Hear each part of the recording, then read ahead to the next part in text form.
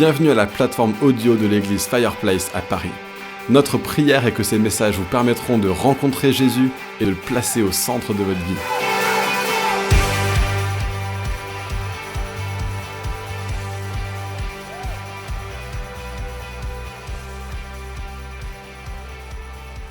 Dieu autour de nous, en commençant par le quartier Montparnasse et en allant vers les extrémités de la terre.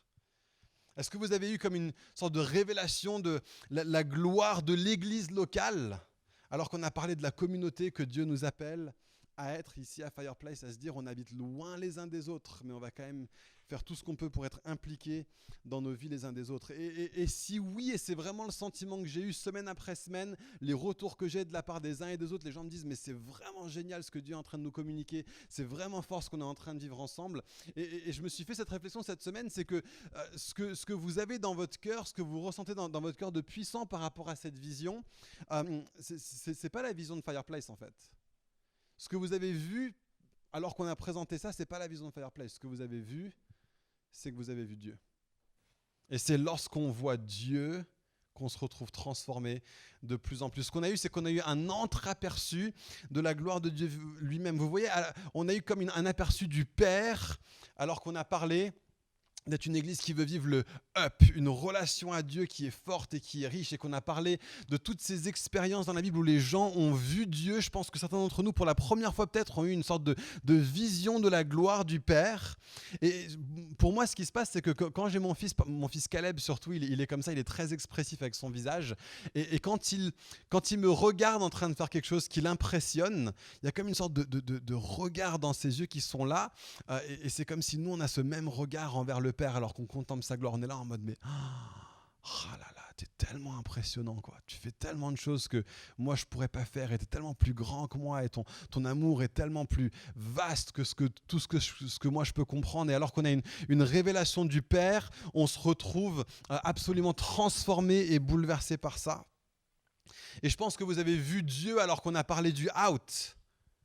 Vous avez vu le Saint-Esprit en fait, c'est ça que vous étiez en train de contempler alors que Manu nous a présenté cette vision d'être une église qui commence autour de Montparnasse, qui bénit profondément ce quartier mais qui va de plus en plus loin, qui touche de plus en plus de monde, qui cherche à voir des gens guéris. Ce qui se passe, c'est que le Saint-Esprit a été envoyé sur la terre pour que nous soyons ses témoins. Et alors qu'on contemple ce que ça veut dire d'être une église de témoins, d'être une église qui est là en train de bénir le monde autour d'eux, alors qu'on voit nos circonstances et nos contextes et les voisinages et nos entreprises et nos familles et les musées et les écoles et les boutiques qui sont remplies de personnes qui ne connaissent pas Dieu, tous ces contextes-là être transformés à travers une église qui cherche vraiment à toucher son alentour. Vous vous êtes dit, mais je vois un petit peu le cœur et la passion du Saint-Esprit de Dieu alors que je suis connecté à cette vision. Et ce qui se passe, c'est que la semaine dernière, on a vu le Fils alors qu'on a regardé le In. Lui qui est dans l'intimité du Père et qui est venu dans le monde pour incarner la vie de Dieu. Et l'Église est supposée être une extension de Jésus, une incarnation de la vie de Dieu sur terre. On est son corps, il est la tête, il est l'époux, on est l'épouse. Il est le temple, il est la pierre angulaire, mais nous sommes bâtis autour de lui. On forme une entité avec Christ, lui qui est celui à travers lequel le monde peut voir la gloire du Père. Et Jésus a dit « Je suis la lumière du monde ». Mais il a aussi regardé les disciples et il a dit « Vous êtes la lumière du monde ». Et la communauté qu'on forme ensemble va être une manifestation et une démonstration de Jésus. Ce que vous avez vu la semaine dernière alors que je vous parlais de l'Église, c'est que vous avez vu Jésus. Son corps glorieux, son épouse qui porte son nom de famille. Vous avez eu le cœur enflammé parce que vous avez contemplé la gloire du Dieu vivant.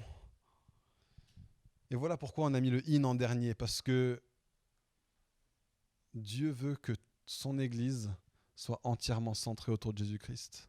On veut mettre Jésus au centre de tout ce qu'on fait. On veut mettre Jésus au centre de tout ce qu'on fait parce que c'est ça l'Église de Jésus.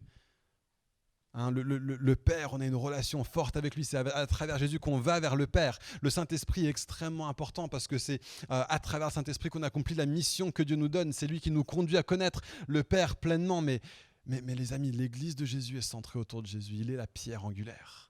Il est la pierre de touche, il est notre époux, il est le centre. Nous n'avons Dieu que pour lui. Et alors qu'on a une révélation de l'Église de Jésus, on a une révélation de Jésus lui-même. Alors qu'on a une révélation de l'épouse, on voit l'époux. Alors qu'on a une révélation du corps, on a une révélation de la tête. Et je crois quand j'entends les retours des uns et des autres des dernières semaines, je pense que pour beaucoup de personnes, vous avez vécu comme une sorte d'épiphanie, quoi. C'est comme si votre vie spirituelle a été enflammée par la communication de cette vision. Et ce que moi je veux faire, c'est que je vais vous lire une histoire pour savoir qu'est-ce qu'on va faire avec ce feu en fait. Ce feu qui est là, qui a été allumé dans la vie de nombreuses personnes au cours des dernières semaines, même au cours des derniers mois depuis qu'on est en train de commencer cette église. On ne peut pas faire n'importe quoi avec. Et je vais vous lire Matthieu 17 à partir du verset 1 et jusqu'au verset 8, et puis on va sauter, on va relire à partir du verset 17. Matthieu 17, versets 1 à 8.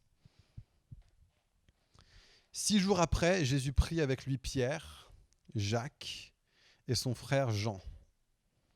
Et il les conduisit à l'écart sur une haute montagne. Il fut transfiguré devant eux. Son visage resplendit comme le soleil et ses vêtements devinrent blancs comme la lumière. Et voici que Moïse et Élie leur apparurent et ils s'entretenaient avec lui. Pierre prit la parole et il dit à Jésus, « Seigneur, il est bon que nous soyons ici. Si tu le veux, faisons ici 3 abris, un pour toi, un pour Moïse et un pour Élie. » Comme il parlait encore, une nuée lumineuse les couvrit. De la nuée, une voix fit entendre ces paroles. « Celui-ci est mon fils bien-aimé qui a toute mon approbation. Écoutez-le. » Lorsqu'ils entendirent cette voix, les disciples tombèrent la face contre terre et furent saisis d'une grande frayeur. Mais Jésus s'approcha d'eux, il les toucha et il dit « Levez-vous, n'ayez pas peur. » Ils levèrent les yeux et ne virent plus que Jésus seul. Et puis si on saute jusqu'au verset 17, ils descendent de la montagne et lorsqu'ils furent arrivés près de la foule, un homme vint se jeter aux genoux de Jésus et lui dit « Seigneur, aie pitié de mon fils qui est épileptique, qui souffre cruellement. Il tombe souvent dans le feu ou dans l'eau et j'ai amené tes disciples et ils n'ont pas pu le guérir. » Génération incrédule et perverse, répondit Jésus. Jusqu'à quand serai-je avec vous ? Jusqu'à quand devrais-je vous supporter ? Amenez-le-moi ici. Jésus menaça le démon qui sortit de l'enfant. Celui-ci fut guéri à partir de ce moment-là. Alors les disciples s'approchèrent de Jésus et lui dirent en privé, « Pourquoi n'avons-nous pas pu chasser ce démon ?»« C'est parce que vous manquez de foi, » leur dit Jésus. Je vous le dis en vérité, si vous avez de la foi comme un grain de moutarde, vous diriez à cette montagne, « Déplace-toi jusque-là » et elle se déplacerait. Rien ne vous serait impossible. Cependant, cette sorte de démon ne sort que par le jeûne et par la prière. Qu'est-ce qui se passe ici ? On a peut-être le passage le plus important de toute la Bible en ce qui concerne le réveil dans ce texte. Ce qui se passe dans ce passage, c'est qu'on a Pierre, Jacques et Jean qui ont une sorte de vision stéréoscopique de Jésus. Il lui arrive un petit peu peut-être ce que nous, on a vécu au cours des dernières semaines, des derniers mois. Ils ont vu Dieu. Ils ont une révélation de qui il est. Et ils ont été enflammés par lui, enflammés par lui, enflammés par lui. Et ce qui se passe, c'est qu'ils ont une réaction et leur réaction est catastrophique. Et c'est exactement ce qui pourrait nous arriver en tant qu'Église si on a la mauvaise vision. Si on a les bonnes valeurs, tout ce qu'on a dit les semaines dernières, c'est génial, mais il nous faut la bonne vision. Il faut qu'on sache qu'est-ce qu'on fait avec ce feu qui est là. Qu'est-ce qui se passe avec Pierre ? Pierre, il arrive, il a cette vision incroyable. Il se dit, mais j'ai jamais vécu un truc aussi bien que ça. Je me sens bien, je me sens dans la présence de Dieu. J'ai un ressenti dans mon cœur que j'ai jamais connu jusqu'ici. C'est extraordinaire qui tu es, Jésus. Je savais pas que tu étais aussi glorieux que ça, mais tu l'es. Et waouh, waouh, waouh. Et maintenant, qu'est-ce que je fais ? Je garde tout pour moi. C'est « Oh Seigneur, il est bon qu'on soit ici. C'est super qu'on soit là sur la montagne. C'est génial qu'on soit ici à Fireplace. On voit Dieu, on est dans la louange, on contribue des prophéties, des ceci, des cela, des machins. Allez, venez, on garde ça ici.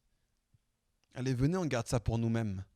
Allez, venez, on bâtit des tentes. Une pour toi, une pour Élie, une pour Moïse. » C'est genre... Ok, ceux qui sont déjà là, on bâtit des tentes pour qu'on reste ici, ok ? On va bâtir l'église de telle sorte à ce que le réveil soit là et on continue de le vivre, on continue de le vivre, on continue de le vivre.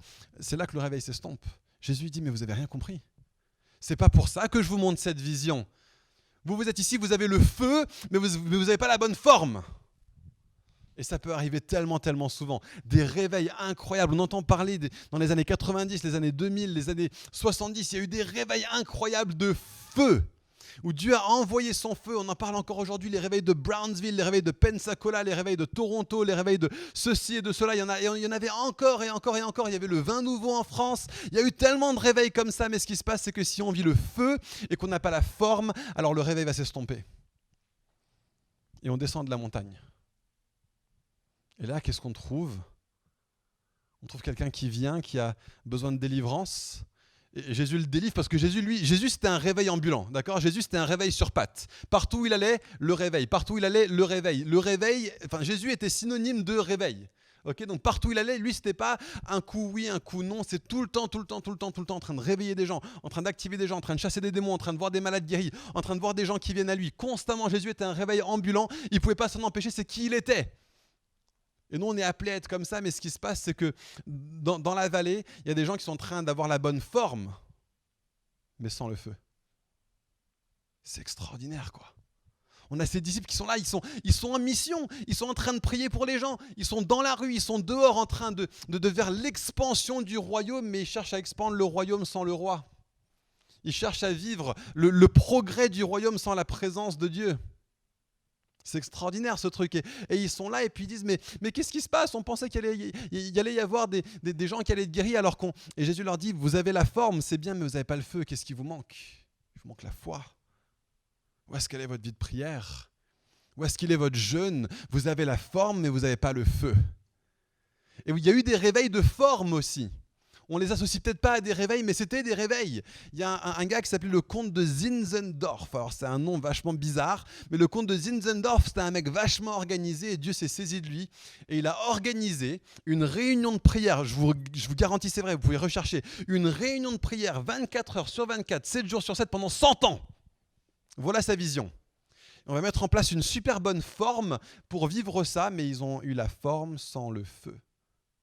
La majorité des mouvements monastiques aujourd'hui en tant qu'évangéliques, on rigole un petit peu des moines, ouais, ils sont un petit peu là à côté. Non, c'est des gens qui disaient, mais non, on veut se mettre à part pour vivre quelque chose de fort avec Dieu, et on va créer des ordres monastiques, et on va se réveiller à telle heure, et on va faire ceci et cela, on va avoir des vêpres à ce moment-là, on va avoir des machins à cette heure-là, des homélies, je sais pas quoi. On va mettre une forme qui est là pour vivre le réveil, mais ils avaient la forme, ils n'avaient pas le feu. Les amis, on ne peut pas juste avoir le feu sans la forme. On ne peut pas non plus avoir la forme sans le feu. Donc qu'est-ce qu'on bâtit ? Où est-ce qu'on va ? On kiffe la louange, on kiffe rencontrer Dieu, on kiffe les émotions du dimanche, on kiffe la diversité des conducteurs de louange incroyables qu'on a ici, des prédicateurs puissants, des gens qui sont matures pour nous discipler, on kiffe nos amis. Qu'est-ce que je vous aime les amis, vraiment, j'aime trop vivre ce qu'on vit, on kiffe tout ça, mais donc on peut tellement être tenté de faire comme Pierre et de garder ça sur la montagne. Mais très rares sont les réveils où les gens comprennent que le feu sans la forme, c'est simplement comme quelques petites branches qui sont éparpillées sur le sol. Tu allumes une branche, c'est bien, elle brûle pendant un temps, peut-être même qu'elle s'allume très très vite, mais elle s'éteint aussi vite aussi.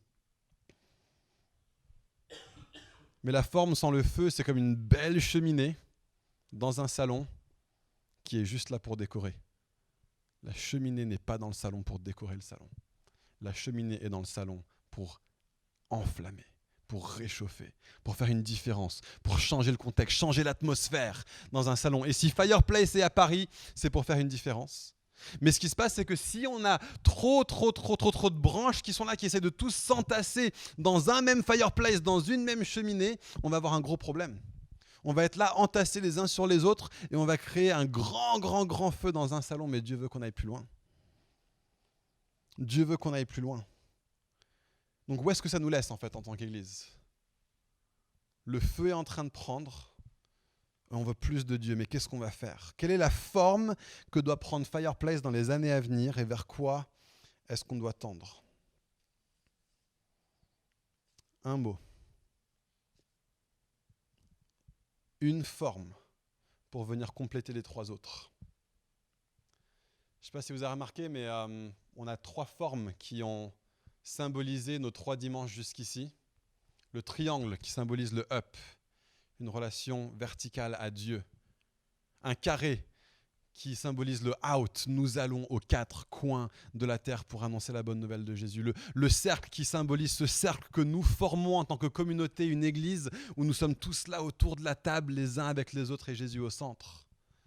Mais si vous êtes un petit peu fan de PlayStation, vous savez qu'il y en a un qui manque. Voilà ce que nous devons vivre à partir de maintenant. La multiplication, les amis. C'est ça le mot. C'est ça le mot qu'il nous faut. C'est ça la forme qu'on doit vivre. C'est là où on doit aller aujourd'hui. C'est qu'on doit se dire ce qu'on vit aujourd'hui à Fireplace, cette culture, ces valeurs qui sont là en train de se mettre en place. Il faut qu'on aille plus loin. L'addition, c'est bien. Mais on peut seulement aller aussi loin que ça avec l'addition. Il nous faut la multiplication. Et donc ce que vous êtes, la vie de Dieu que vous avez en vous, multipliez-la. Ça commence avec ça. Avant même de penser à multiplier des églises, il faut qu'on multiplie des disciples. Regardez, imaginez que ça c'est vous. Et si vous prenez une forme dans votre vie où vous êtes un chrétien qui se multiplie, alors vous allez atteindre une autre personne, et une autre, et une autre, et une autre. Mais jusque-là, on a simplement vécu l'addition. D'accord ? C'était 1, plus 1, plus 1, plus 1. Ça m'a pris 4 étapes pour toucher 4 personnes. Mais qu'est-ce qui se passe si ces personnes-là, eux aussi, sont en train de chercher à atteindre Jésus ? En un seul coup, on en touche 4 de plus. Si dans votre vie, vous êtes des personnes qui cherchent non pas juste à faire des chrétiens, pas seulement à introduire quelqu'un à Jésus, mais chercher à le former pour qu'il devienne comme Jésus. Ce n'est pas que les responsables qui font ça. C'est nous tous qui sommes des disciples qui faisons des disciples. Et c'est juste fais des disciples d'une personne. Enseigne-lui à suivre la voie de Jésus. Ça conduit à la multiplication. Et parfois, ça va demander une personne que moi, j'ai jamais touchée. Vous voyez, moi, je suis là. OK ? Et il y a une personne qui est là, que moi, j'ai jamais touchée. Je n'ai peut-être même jamais parlé. Mais regardez ce qui va se passer. Oh ! Lui aussi commence à toucher des gens. Parfois, il y a des gens qui vont se dire, mais moi, je ne suis pas capable de faire des disciples tout seul. Vous savez quoi ? On peut le faire à deux dans ce sens-là. Si on s'y met à 2, on peut multiplier aussi. Il y a des gens qui vont dire, mais moi à 2, je ne peux pas. Bah regardez, faites-le à 3, d'accord ? Et ce qui se passe, c'est qu'alors qu'on fait ça, alors qu'on crée cette dynamique de multiplication, alors ça peut aller de plus en plus loin et on touche de plus en plus de personnes. Mais ça ne suffit pas de simplement multiplier des disciples. Si on multiplie des disciples, on devient une cheminée, un fireplace qui est rempli de beaucoup de brindilles, mais qui deviennent trop entassés les uns sur les autres. Il faut que ça aille plus loin. Et donc on va recommencer. Ça, c'est pas moi aujourd'hui, ça c'est nous aujourd'hui. Ça, c'est la communauté qu'on forme ensemble, réunie à un endroit pour l'instant. Mais qu'est-ce qui se passe si on imagine que cette vie et cette communauté que nous sommes ensemble, ces valeurs et cette culture que nous avons ensemble, on décide de l'implanter autre part ? Et si on mandatait quelqu'un ou un couple aujourd'hui même pour dire ce qu'on fait ici, allez commencer à le faire autre part. Et que dans les mois qui viennent, on fasse ça à un autre endroit. Et dans les mois qui viennent, on fasse ça à un autre endroit. Et à un autre endroit. Et qu'un de ces groupes se dise, mais c'est bien, nous aussi, on a grandi. Ben, nous aussi, on va se multiplier. Et encore. Et il y a des fois où il y a des groupes qui vont se dire, mais moi, je ne suis pas assez grand pour multiplier une seconde fois. Il y a un autre groupe qui va se dire, mais moi non plus, je ne suis pas prêt à multiplier une seconde fois. Mais imaginez qu'on a un groupe à Cergy et qu'on a un groupe à Versailles. Hein, nord-ouest, sud-ouest. Peut-être qu'ensemble, ils pourraient implanter au centre, à Saint-Germain-en-Laye, par exemple. Peut-être qu'il y a des gens qui vont se dire, mais nous, on est là un petit peu du côté de Disneyland, nous, on est là un petit peu du côté de Fontainebleau. Bah, est-ce qu'on peut imaginer qu'on peut implanter ensemble près de Créteil ? Et qu'il y a une dynamique qui se crée, où au bout d'un moment, c'est plus seulement une église qui était là au départ, qui est en train de dire, mais voilà, on va encore implanter autre part. C'est d'autres qui vont se dire, mais on n'a même pas discuté avec les responsables de la communauté de Paris, mais on va implanter autre part. Peut-être même implanter autre part à Paris. Ça peut être complètement fou de vivre ça, non ? Ça vous parle un petit peu ? D'être une église qui se multiplie ? Voilà ce qu'on voit pour les années à venir. Merci Rebecca.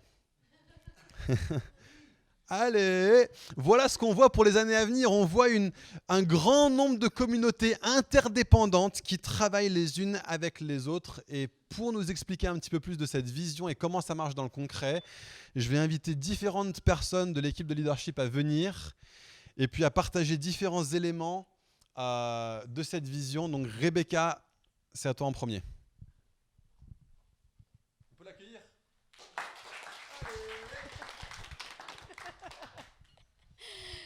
Donc, pour moi, c'est des églises qui mettent l'accent sur la croissance de tous, former des disciples, former des leaders.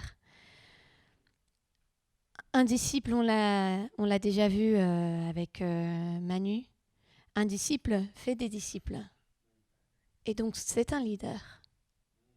Parce que quand on fait un disciple, on est en train de montrer Jésus. Et on est en train de donner un exemple. On est leader. Donc, je pense que c'est un peu la même chose, en fait. Former des disciples, c'est former des leaders. Je veux juste lire un verset qui est très facile à retenir parce que c'est 2 Timothée 2:2. 2:2. Ce que tu as entendu de moi, en présence de beaucoup de témoins, confie-le à des hommes fidèles qui soient capables de l'enseigner à d'autres. C'est ce que nous voulons faire. Est-ce que tu le veux? Est-ce que tu veux rentrer pleinement dans la vie de disciple? Donc pas juste être chrétien, mais être un disciple. Faire des disciples. Nous, à Fireplace, on veut cultiver donc une culture de discipulat.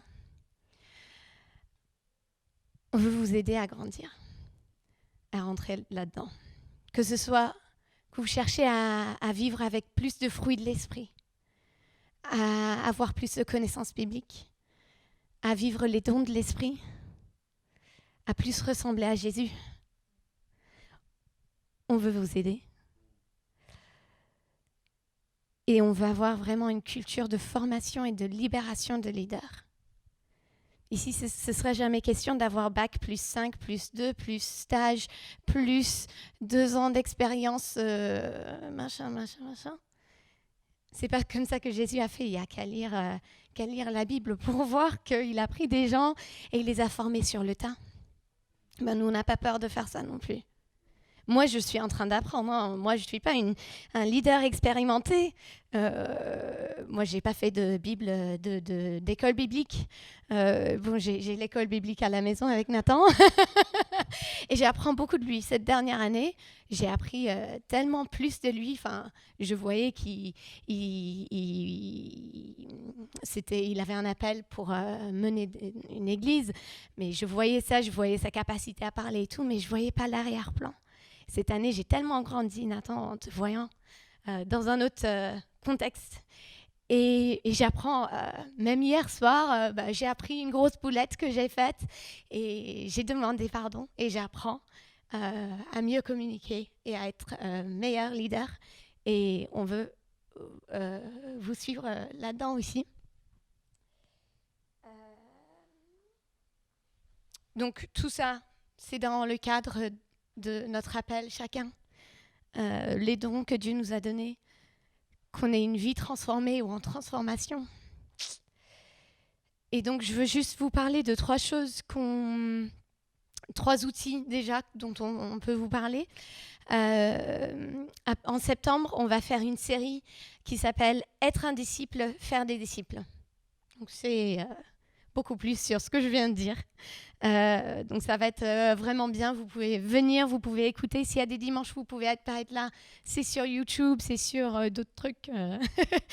Il y a aussi l'académie, donc c'est une formation de leader, formation de disciples que plusieurs ici ont déjà fait, et le format c'est un samedi par mois, 10 mois sur l'année, plus une soirée en semaine en Skype avec plein d'autres gens de toute la France qui veulent aussi aller plus loin. C'est vraiment de haut niveau. On peut vraiment aller loin là-dedans. Donc, je vous encourage. Si vous êtes intéressés, vraiment, renseignez-vous. Nathan, il est responsable de cette formation, donc il pourra vous en dire plus. Et puis, quelque chose dont Manu va nous parler tout à l'heure, ce sont les braises. Donc, je n'en dirai pas plus. Je laisse le suspense pour tout à l'heure. Et je passe la parole à Niki. Merci Becky, merci Rebecca. Moi, on m'a demandé de parler d'une église simple. Et je pense qu'on m'a demandé de le faire à moi parce que je suis la personne la pire, justement la plus compliquée, qui n'arrive pas du tout à faire simple en fait. Et du coup, ça a été un challenge pour moi de réfléchir à comment est-ce que nous, on veut mettre en place une église de simplicité ici à Fireplace. L'église n'est pas une machine. L'église n'est pas une association ou une organisation. L'église n'est pas un déroulement de rencontres et de réunions et d'événements et de conférences. L'Église n'est pas une administration, et pour quelqu'un comme moi qui est très administratif, c'est un peu dommage. Mais l'Église, c'est tout simplement, et nous pensons que c'est simple en fait, c'est que l'Église est une famille en mission. L'Église est une famille en mission. Et ça, c'est tellement simple, il n'y a pas plus simple que ça en fait. Après, ça ne veut pas dire que c'est facile, mais c'est un concept simple de ce qu'est l'Église. Et donc c'est ça, nous voulons tendre vers un seul but ensemble en tant que famille, en tant que communauté relationnelle, nous voulons tendre vers le but de multiplier des disciples. Donc comment est-ce qu'on fait ça? Nous, à Fireplace, on a vraiment un cœur pour être simple, pour avoir un cœur de simplicité, d'avoir un format simple, quelque chose qui est facile à multiplier, quelque chose qui est facile à reprendre dans d'autres lieux. Et ça commence, je pense, par une vision qui est claire de l'Église, une famille en mission. Et du coup, regardons ces deux parties. Regardons ce qui est famille, qu'est-ce qui est une famille simple et qu'est-ce qui est une mission simple. Qu'est-ce qu'on peut faire pratiquement à Fireplace ici pour faire en sorte que nous sommes une famille de simplicité, mais aussi nous avons une mission de simplicité. Donc, d'abord une famille simple, j'ai envie que vous imaginez quelques secondes, vous êtes un vendredi soir ou un samedi soir, vous êtes chez vous, vous êtes en train de cuisiner parce que vous avez à 20h, vous avez un invité qui arrive. Vous avez un invité. Donc vous êtes en train de faire le ménage, sans doute, j'espère, faire un peu la cuisine, vous préparez le repas, vous êtes allé au Franprix pour récupérer un peu de vin à la dernière minute, si vous êtes comme moi. Et vous faites tout ça, et vous avez un invité qui arrive à 20h. Mais la manière dont vous faites toutes ces choses, toutes ces activités, ça va changer si vous êtes en train d'inviter votre maman chez vous, ou votre papa, votre maman, puisque c'est le dimanche de la fête des mères, ou si vous avez le président de la République qui venait chez vous. C'est deux cas différents. Sans doute, si vous êtes comme moi, vous allez faire les mêmes choses, vous allez sans doute faire le ménage, vous allez sans doute aller chercher du vin, vous allez sans doute faire un repas, mais dans les deux cas, vous avez une approche qui est un peu différente. Dans le premier cas, avec votre maman ou votre frère ou votre sœur, vous essayez de créer un contexte familial pour pouvoir passer un bon moment avec votre famille. Si votre appartement est dans un bazar total, ça ne va pas nécessairement créer un bon contexte pour pouvoir avoir une belle discussion avec votre maman. Mais si vous invitez le président de la République chez vous, c'est peut-être pas pareil. Vous n'êtes pas en train de créer un contexte relationnel dans ce cas-là. Vous êtes sans doute en train de, ou en tout cas dans ma tête, impressionner sans doute, ou essayer de ne pas décevoir, ou essayer un peu faire apparence. À Fireplace, ici, aujourd'hui, on est dans le premier cas. On veut créer un contexte relationnel, on n'est pas là pour impressionner. Donc on a toutes ces choses-là, on a un projecteur, on a de la sono, on a des rideaux, mais ce n'est pas pour impressionner, ce n'est pas pour faire grand, c'est pour créer une ambiance qui nous permet d'avoir une relation et permet d'avoir un moment ensemble, un bon moment ensemble. Donc c'est pour ça que nous avons ces choses-là, ce n'est pas du tout pour impressionner ou pour faire une façade. Donc c'est exactement ça qu'on essaie de faire à Fireplace et ce qu'on essaiera de faire continuellement à Fireplace dans les années qui suivent, c'est de jamais aller trop loin, jamais impressionner, jamais faire une façade, mais de rester simple dans ce que nous voulons faire, c'est de créer un contexte relationnel. La deuxième chose, c'est que c'est une mission simple. Nous sommes là pour faire des disciples. Nous sommes là pour faire des disciples. C'est pas facile, mais c'est simple.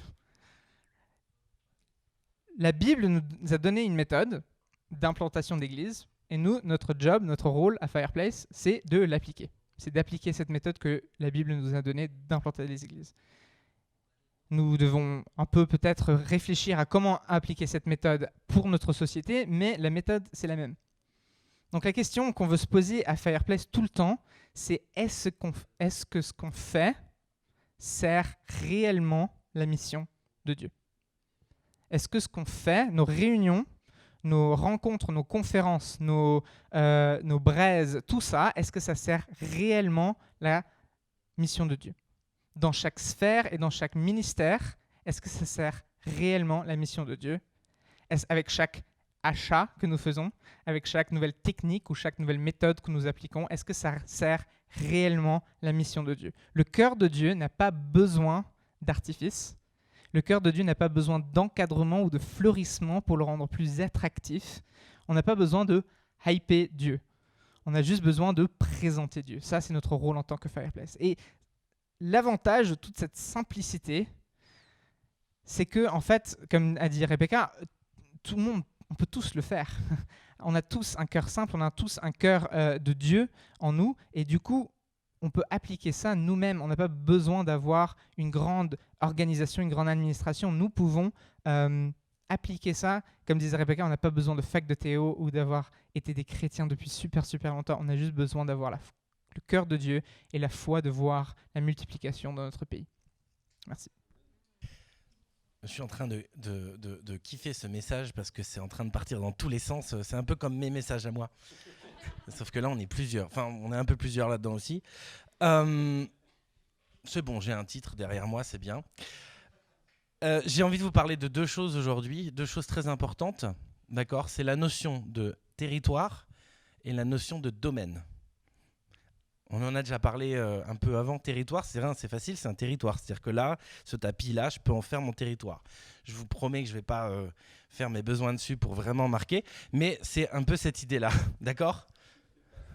Je ne suis pas un chat. Pourtant, les chats sont très territoriaux. Domaine, c'est un domaine d'activité. Ça peut être le travail, ça peut être le domaine artistique, ça peut être le cinéma, ça peut être le politique, ça peut être tout ça. D'accord ? Est-ce que ça va pour l'instant ? Vous me suivez ? D'accord. Nous sommes appelés dans ces deux choses-là. Nous sommes vraiment appelés dans ces deux choses-là. Et nous cherchons à trouver des gens qui disent moi, j'ai un appel dans ce territoire-là. C'est-à-dire, ma maison est autour. C'est-à-dire, il y a un café par là, il y a un bar ici et machin. J'ai un appel vraiment à amener et à faire des disciples à cet endroit-là. Je pense qu'on est tous appelés quelque part en particulier. Ou alors, j'ai un appel dans le domaine politique, j'ai un appel dans le domaine, dans l'école où je suis, au niveau des professeurs, etc. J'ai un appel dans le domaine artistique. Et excusez-moi si j'en oublie, il y en a plein. Et là, vous dites, voilà, moi j'ai envie de déclarer, personnellement, j'ai envie d'être aidé là-dessus par cette église locale, de déclarer un territoire là. Qu'est-ce que ça implique ? Qu'est-ce que ça veut dire ? C'est-à-dire qu'il y a un endroit où il n'y a rien qui brûle encore. On va apporter une braise.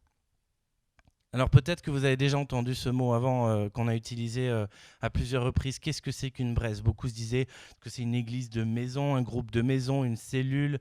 Est-ce que c'est un truc avec 2 personnes, avec 10 personnes, avec 15 personnes ? En fait, la réalité, c'est que ça commence avec une personne. C'est une personne qui brille et qui est en train de briller un peu la lumière de Jésus-Christ dans un territoire ou dans un domaine bien précis. Et cette personne, elle va faire un peu sa pub ici, dans le cadre de l'église, et dire, vous savez quoi, je suis en train de briller, le Seigneur m'appelle à tel endroit, est-ce qu'il y en a d'autres qui veulent venir ? Moi, il y a un truc qu'on a commencé à faire une fois, on a essayé de le faire 2 fois déjà, avec Yvan, on est une braise à 2. On est une braise à 2 où en fait on va un peu sur le territoire. Le but c'est de venir ici. La dernière fois on était au Jardin de Luxembourg et l'idée c'est d'être comme ça là à 2 et puis aller prier comme ça pour ce territoire et puis aller à la rencontre des gens. C'est déjà une braise en fait. La braise c'est un truc qui n'a pas de cadre parce que c'est vraiment là pour donner un feu. Est-ce qu'une braise peut donner un jour un groupe de maisons ou une cellule de 15-20 personnes ? Est-ce qu'une braise peut donner une église qui va se réunir dans une maison, dans un café ou dans une nouvelle salle petite ? Est-ce qu'une braise peut donner une méga church ? Excusez-moi du terme parce que ça fait un peu bizarre pour certains. Est-ce que c'est ça ? Eh ben, moi je crois que oui, il y a un truc derrière cette vision-là. Et en fait, il y a déjà des braises qui sont en train de voir le jour, qui ont vu le jour ces derniers temps. Il y a une braise, par exemple, avec des couples qui se réunissent chez les Lambert.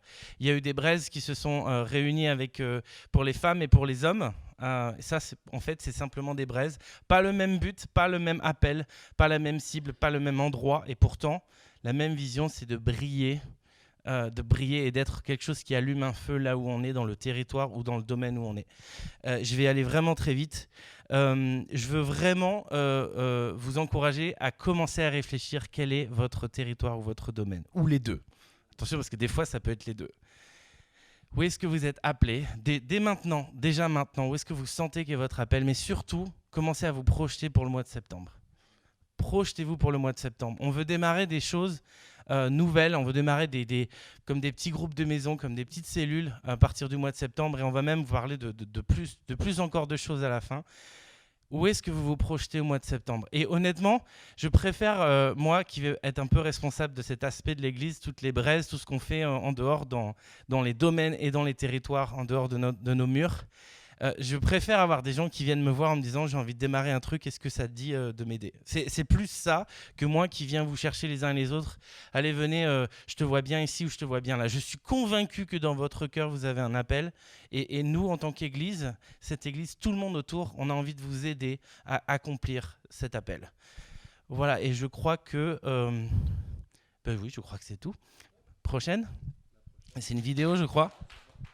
Dans Fireplace, on veut voir une multiplication d'églises de toutes sortes de formes et de tailles différentes. On s'attend vraiment à avoir une réelle diversité d'expressions dans les églises qui vont être implantées. On ne croit pas que Dieu nous appelle ou nous contraint à une forme ou une taille d'église en particulier, mais on croit que différentes personnes parmi nous seront appelées à implanter et multiplier des églises de formes très variées. Comme nous l'a rappelé Nathan la semaine dernière, une église, c'est pas un lieu de rencontre, c'est pas un moment de rencontre. On est une famille, on est un corps composé de membres en relation les uns avec les autres. On est des disciples de Jésus qui s'aiment les uns les autres, qui veulent être plus comme lui ensemble et qui participent à une même mission ensemble. Du coup, certaines églises seront peut-être grandes, voire très grandes, avec plusieurs centaines de membres, et c'est super. Certaines églises seront peut-être plus petites, avec une dizaine de membres qui se réunissent dans un salon, et ça aussi, c'est super. Et certaines églises seront certainement d'une taille moyenne, et c'est pas plus mal non plus. On pense que chacune de ces églises a ses avantages et ses défis, et qu'elles peuvent toutes refléter Dieu de manière différente, elles peuvent toutes vivre et représenter le royaume de Dieu de façon différente. On peut être très différent dans des églises très différentes et quand même être unis par des valeurs et une culture commune. On est unis par cette même passion pour voir la multiplication des implantations d'églises et la multiplication des disciples. Merci Gemma, tu déchires. On regardera ça dans le replay. Une autre chose qui nous est vachement chère en fait en tant qu'église, c'est de se dire si on va multiplier des groupes, si on va multiplier des églises, des communautés, on a quand même parlé d'être interdépendants. Et il y a un contexte qui va être super important pour ça, c'est que de façon fréquente, on ne va pas définir maintenant à quelle fréquence. Il y a des moments où ce sera plus logique de le faire chaque mois, des moments où ce sera plus logique de le faire chaque trimestre. Ça va dépendre de à quel point est-ce qu'on est éclaté sur le territoire, ça va dépendre du nombre de communautés qu'on aura implantées. Mais on veut avoir des temps où on puisse vivre une sorte de grande célébration où toutes les églises viennent ensemble et se réunissent pour une grande célébration. Ça va être des temps très importants pour être connectés les uns aux autres. On va partager des nouvelles. Admettons qu'il y ait Yvan et Caroline qui aient commencé quelque chose et puis on va se dire mais il nous manque et tout. Qu'est-ce qui se passe du côté de là où ils implantent ? Et ce sera le moment pour dire qu'est-ce qui se passe ? C'est quoi les nouvelles ? Comment est-ce qu'on peut prier pour vous ? Et puis la communauté de Paris qui va dire nous de notre côté il s'est passé ceci et cela et puis eux vont pouvoir prier pour nous et on va pouvoir vraiment être là en train d'être connectés les uns aux autres. Deuxièmement, ça va être un moment pour être ressourcés, d'accord ? Ce qui se passe, c'est que commencer une église, c'est pas facile. Vraiment, tu vois, on est en train de dire église simple, pas besoin d'une fac de théologie, tout ça c'est vrai, mais je peux vous garantir que diriger une église, c'est vraiment pas facile. C'est épuisant. Émotionnellement, c'est vraiment non mais j'ai pas envie de vous vendre le truc en mode ouais c'est simple, allez-y, commencez. Enfin, il faut être armé dans la prière, il faut être armé de toutes sortes de manières différentes. Ça demande de prendre des décisions et de pouvoir se cacher derrière personne par rapport à ces décisions. Enfin, c'est vraiment pas facile quoi. Mais alors qu'on se retrouve peut-être mensuellement, qu'on se retrouve bimensuellement, il y a un contexte où on peut juste dire tu sais quoi aujourd'hui. J'ai pas besoin d'être là en mode leader, je peux juste être là et recevoir quoi. Et toutes ces personnes qui sont là en train de commencer des églises alors qu'ils se sentent pas vraiment équipés, ils se sentent pas vraiment légitimes. Il y a une fois tous les mois, une fois tous les 2 mois, ils peuvent juste être là en train de dire waouh, je vais être ressourcé quoi. D'autres personnes vont pouvoir contribuer, d'autres personnes vont pouvoir me ressourcer. Et je pense que ça peut peut-être même dans la tête de beaucoup de gens se dire mais tu sais quoi, c'est beaucoup plus mission possible pour moi de commencer quelque chose dans l'idée où je me dis qu'une fois par mois. je vais juste pouvoir être là et recevoir et je ne vais pas constamment être là en train de donner. Donc c'est important pour être ressourcé, mais je crois que ces moments-là aussi seront des moments pour être fraîchement mandatés. Ce qui se passe, c'est que alors qu'on commence des nouveaux groupes, etc., certains se réuniront dans des salons et ça peut conduire un petit peu à ce que tout le monde ait une mentalité assez petite, un petit peu. Mais ce qui se passe, c'est que alors qu'on se réunit avec des centaines de personnes de différents groupes, de différents endroits, il y aura comme une sorte de nouveau mandat apostolique qui va être donné à chaque fois. Maintenant, repartez, faites des disciples de votre territoire. Repartez, faites des disciples là où vous êtes, etc., etc., etc. Donc, ce sera un moment pour être mandaté. Ce qui se passe, c'est qu'ensemble, on est plus fort. Il n'y a pas une seule église, il n'y a pas une seule communauté qui a tous les ministères. D'accord ? C'est pas comme ça que fonctionne le corps de Christ. On voit à Éphèse, à Antioche, qui était une grande église, il y avait parmi eux des prophètes et des enseignants. Ça veut dire qu'il leur manquait des apôtres, des évangélistes et des pasteurs. Mais ce qui se passe, c'est que alors qu'on est interdépendant en tant qu'église, on peut avoir des gens qui disent « Mais tu sais quoi, moi je suis là du côté de Versailles en train de commencer quelque chose, ou moi je suis là du côté de Saint-Germain en train de commencer quelque chose, et franchement, moi je sais que j'ai un côté très très berger, mais il n'y a pas d'évangéliste parmi nous. » Devine quoi ? Dans une des autres communautés, on a des super évangélistes qui vont pouvoir, parce qu'on partage les mêmes valeurs, la même mission, on va pouvoir aller envoyer des évangélistes du côté de Saint-Germain, là où ils n'en ont pas. Peut-être que du côté de Marne-la-Vallée, il y a des évangélistes, mais il n'y a pas de berger, il y a une vraie situation pastorale. Et on va se dire, tu sais quoi, c'est pas grave, parce qu'on a des gens du côté de Saint-Germain qui peuvent venir et qui peuvent nous aider là-dedans. Donc on va s'aider les uns les autres alors qu'on vit quelque chose en commun. C'est pas juste l'idée de s'éclater. On va s'éclater. Mais c'est pas juste l'idée de s'éparpiller, mais c'est aussi l'idée de rester connectés les uns aux autres. Ce qui se passe, c'est qu'au-delà de ça, on aura aussi sans doute des bureaux d'église qui seront communs, ou ceux qui donnent du temps pour l'église. Peu importe dans quelle communauté ils se trouvent, mais on pourra tous se retrouver, travailler ensemble, et on va trouver d'autres moyens de rester connectés les uns aux autres. Mais voilà, tout ça pour vous dire qu'on veut s'éparpiller, mais on veut aussi rester connectés. Et je repasse la parole à Manu pour la conclusion. Tu restes là, non ? Ouais, allez. Est-ce qu'il y a des gens qui étaient là à la retraite spirituelle de janvier ? Levez la main, ceux qui étaient là. Ok. Je vais apporter une conclusion à ça, parce que j'ai parlé du roi lion. Et j'ai juste envie de commencer cette conclusion pour vous dire, il y a un moment, il y a Mufasa et Simba qui sont comme ça sur une espèce de je sais pas comment on appelle ça, en hauteur en tout cas. Et en fait, Mufasa, il est en train de regarder, il dit voilà, ça c'est tout mon royaume, là, c'est tout. Mais là, par contre, là-bas, tu n'y vas pas, tu n'as pas le droit. Vous vous souvenez de ça ? Bon. Et puis, à un autre moment, Simba, il reçoit un message de la part de Rafiki, le singe, qui dit « Regarde au-delà de ce que tu vois. » Et puis, on va dire qu'à un moment donné, Simba, il est assez grand pour aller dans des territoires qui sont compliqués.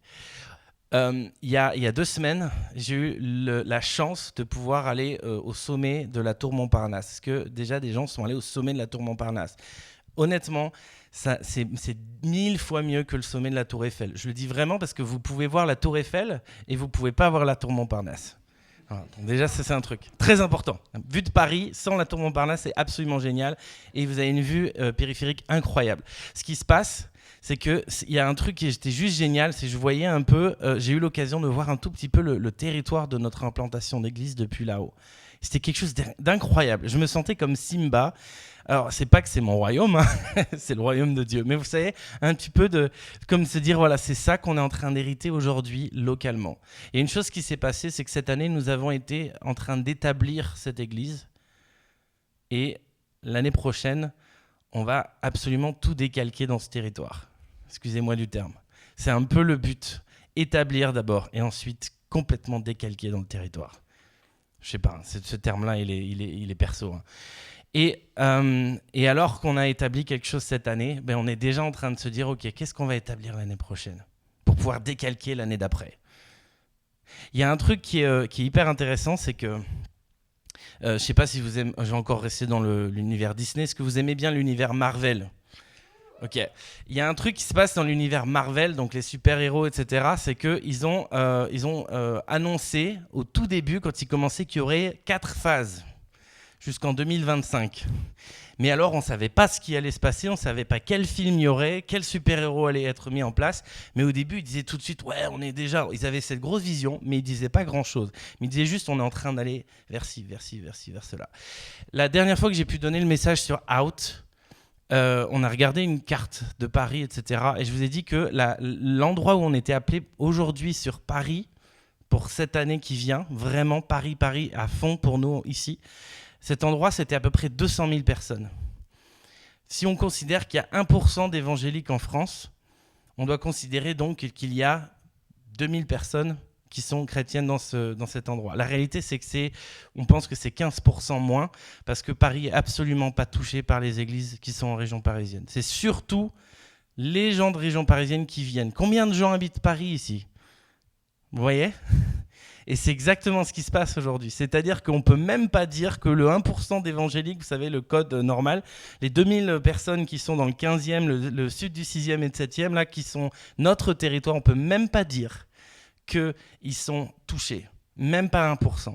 Donc notre phase 1, les amis, quelle que soit l'église que ça va être, est-ce que ça va être un nombre de plein d'églises, etc. Mais notre phase 1, c'est de toucher 1% des gens. D'un côté, vous vous dites toucher 2000 personnes, mais c'est complètement fou. Mais je vais vous dire, la phase 4, c'est un truc en tout cas qui est moi personnel et je vous invite à faire partie de cette vision. J'ai à cœur profondément de la part du Seigneur depuis des années et des années et des années. Avant de mourir, je veux voir 10% de notre pays. Je veux voir 1/10 de notre pays tourner vraiment complètement leur cœur vers Jésus.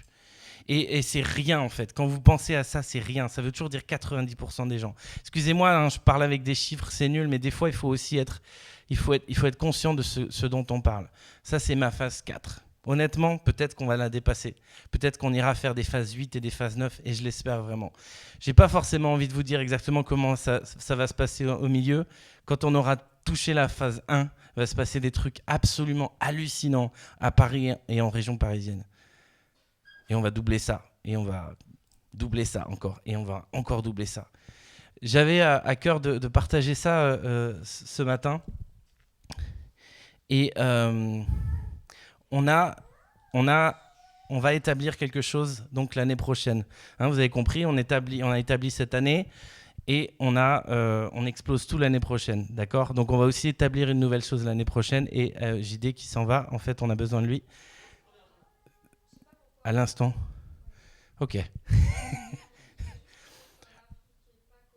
tu veux bien venir déjà ? Ok.